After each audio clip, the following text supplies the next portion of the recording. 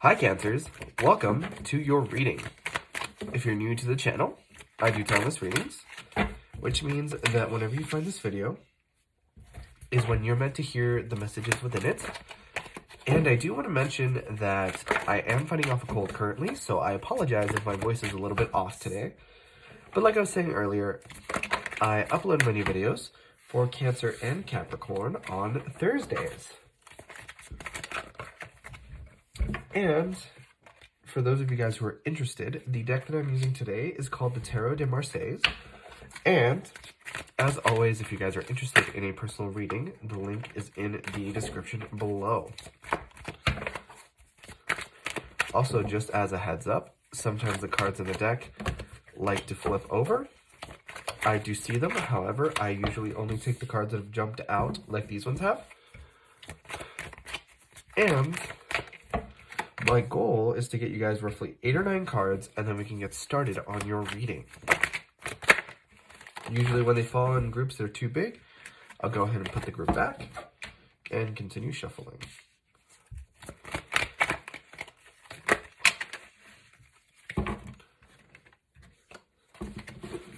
So I'm just going to go for 1 or 2 more cards here, and then we can get started.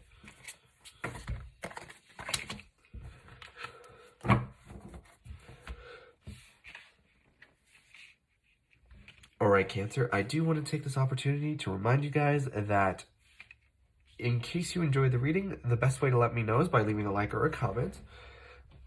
I apologize for my cough, but your overall energy here is the Two of Wands.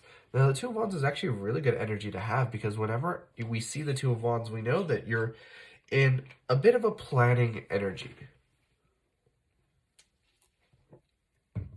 Usually when I see the Two of Wands, especially when it's followed or preceded by the Ace of Wands or the Three of Wands, I always think of this 3-step process where it's like you become aware of a new situation, you take sort of inventory, then you sit down and you come up with a game plan, and then you execute your plan and see what the results are, right? So I'm certainly feeling that right now you are in this mode.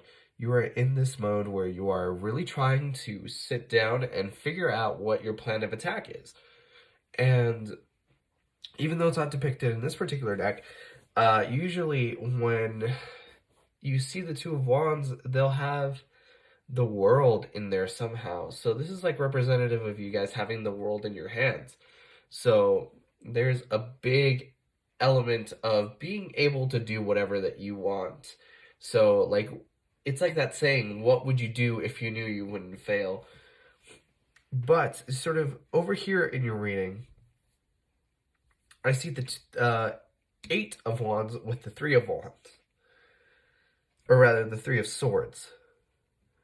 So it's very interesting because I mentioned earlier that, like, what would you do if you knew that you wouldn't fail? But we have the 3 of Wands here, or sorry, the 3 of Swords here. So it really does feel like there's a worry of heartache because the 3 of Wands stands for heartbreak, heartache, and just all around emotional pain of any kind. So to see it here, I don't think it means that that's what you're going to experience, but it's certainly a thought that's heavy on your mind, right? And it's important to note that our thoughts do play a huge role in how we act and how we react in certain situations and certain sort of like against certain stimuli. And with this 8 of Swords, or sorry, this 8 of Wands, I sense that there's a lot of communication here, especially with people that you might have some kind of feeling for. So it's very interesting because the 8 of Wands is oftentimes called the arrows of love. So when I see the 8 of Wands, I think fast communication between like lovebirds, 2 people that are in a romantic kind of connection. But I'm not really seeing any cards here that would indicate feelings, especially from your end. Like, I feel like you're entering this connection in a very sort of emotionally guarded way because like I see the Page of Wands and the Page of Pentacles. And this is the page of passions and the page of stability. So the page of pentacles is oftentimes slower, and a lot less willing to be sort of that reckless, passionate energy that's oftentimes associated with love, right? And, you know, you have this more passionate aspect in here, so that tempers this energy a little bit. But, like, by itself, I would consider the Page of Wands more of like a sexual connection, because there's passion, but there's not a lot of that emotion to have that follow through. So I don't know what exactly your intentions are, but do make them known, because if you want a connection that's romantic and really like vulnerable and love heavy, then like you need to establish that right now. And I feel like that's part of the reason why you're in this energy. I feel like you're trying to decide what it is that you want out of this connection, like just period, you know? But I feel like either way, you really want to match this person. You want someone who can match you energetically, right? Whether it be emotionally, spiritually, sexually, mentally. Like, you want somebody who's on the same page as you. And with this Justice card, I definitely feel like there's a level of, like, matching them coming from you, right? So if they're being petty, then you'll be a little bit petty back. You know, if they are, like, taking a certain stance, then you're doing the same thing. And, you know, like, to a degree, that's good, because you want somebody who can match you. But, you know, if it's something to where you're not happy, because I'm not getting a happy feeling from this Justice card. I'm getting like a, okay, you acted that way, so now I have to act that way.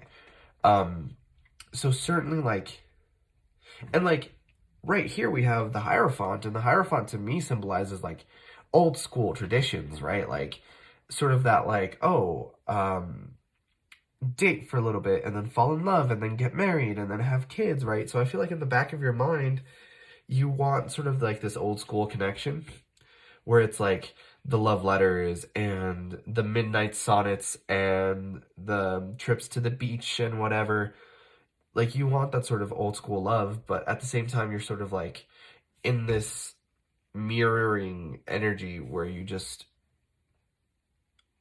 are just mirroring whatever's coming to you.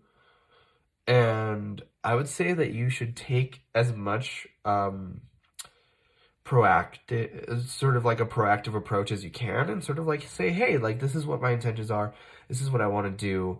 Does that mesh with what you're doing, or no? Or maybe we can do something else, right? So I'm looking here at this King of Pentacles also, and the King of Pentacles right, the King of Pentacles isn't always the most emotional person on the planet. You know, sort of going back to this Hierophant, which is traditions and sort of like roles and whatever, like, the King of Pentacles is sort of that old school, like, father figure that will go work and then come back and bring the money and not be very emotional. And I feel like it's almost like a stereotype. So your person, I don't think, is actually like that to a T, but they're sort of, that's what they want to project out into the world. And I feel like they put up a cold front, especially because we have the Four of Pentacles here. And the Four of Pentacles talks about being selfish with your resources. And I feel like this is both of you.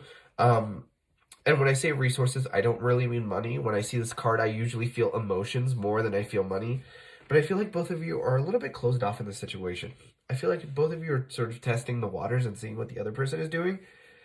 And, like, that's why you have this passion and this, like, slow-moving energy.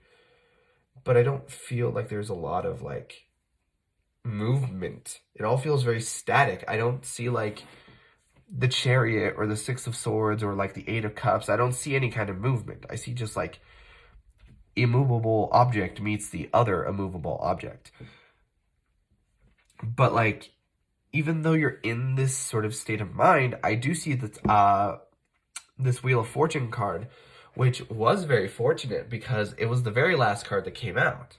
Your ninth card, and usually I'm trying to pull 8. So I'm sensing here that whatever it is that you want, whatever it is that you end up deciding on with this Two of Wands is what you're going to get. And you're really going to see the rewards of what you want here. But it's just a matter of, like, trying to have this move along as much as you can. Because between the Eight of Wands and the Wheel of Fortune, like, I see a lot of good positive energy. It's just that, like, there's, this Three of Swords that worries me. There's, like, this Justice that worries me a little bit because it doesn't feel like a healthy kind of justice. And then there's sort of like this emotional closed offness that also worries me. But I feel like if you guys are able to really break down those walls a little bit, you're going to see a lot more success. And if there's anyone who can break down walls, it's you guys. But that was your reading for Summer around Cancer. If you enjoyed, please leave a like or a comment because it really helps out the channel. And I personally really love to know if these readings resonate with you guys. But like I said before, I upload my new Cancer videos on Thursday. But in the meantime, you guys are more than welcome to watch any of my other timeless readings that I have up on the channel. And with that being said, I hope to see you guys next time for your next reading.